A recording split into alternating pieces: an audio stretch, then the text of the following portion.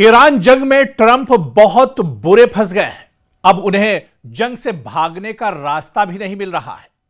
यह बात कोई और नहीं बल्कि खुद अमेरिका के सदर डोनाल्ड ट्रंप इस बात को मानते हैं और इस बात को कह रहे हैं।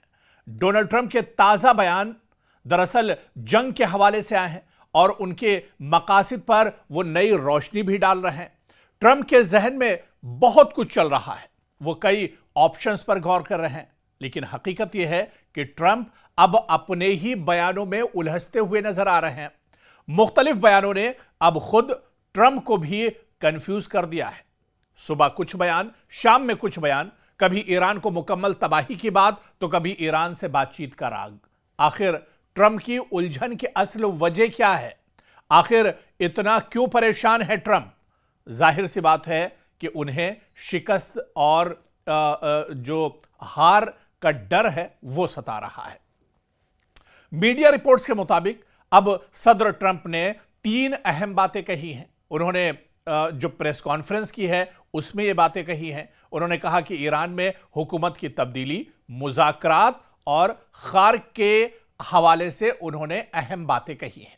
इनका दावा है कि ईरान में हुकूमत की तब्दीली हो चुकी है। ईरान में हुकूमत की तब्दीली हो चुकी है, यानी रिजीम चेंज हो गया, ये डोनाल्ड ट्रंप कह रहे हैं। इसके अलावा एयरफोर्स 1 पर मीडिया से दरअसल वो बातचीत कर रहे थे। उन्होंने कहा कि ईरान की आला क़यादत को खत्म कर दिया गया है।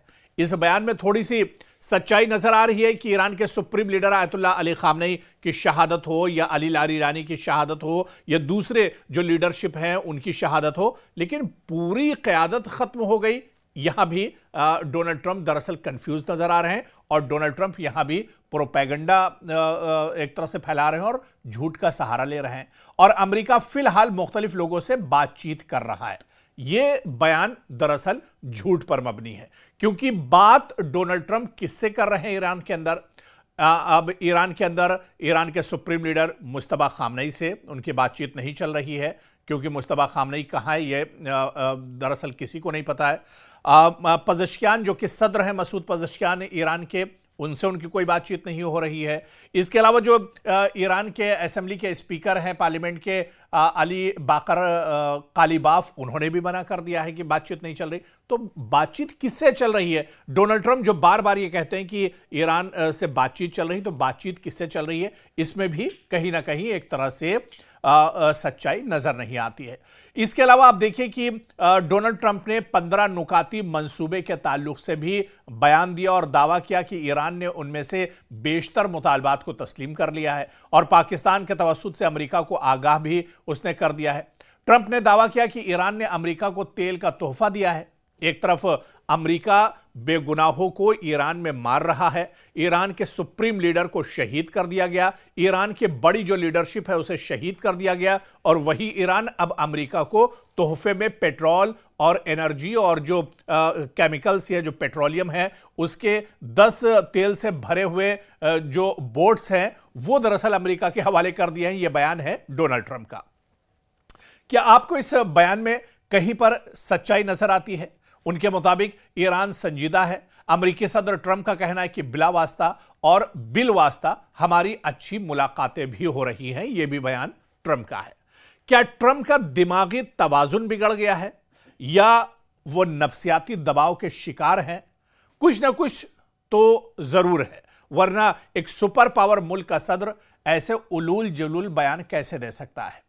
अब यह आप पर मुनहसिर है कि आप सदर ट्रंप के इस बयानबाजी को कितना सीरियस लेते हैं या उनके बयानबाजी को आखिर आप किस तरह से देखते हैं। As you know, they've agreed to send 8 boats 2 days ago, and then they added another 2, so it was 10 boats.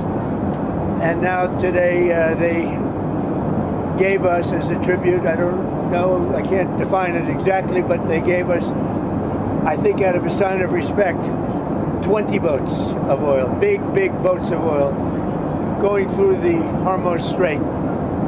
And that's taking place starting tomorrow morning.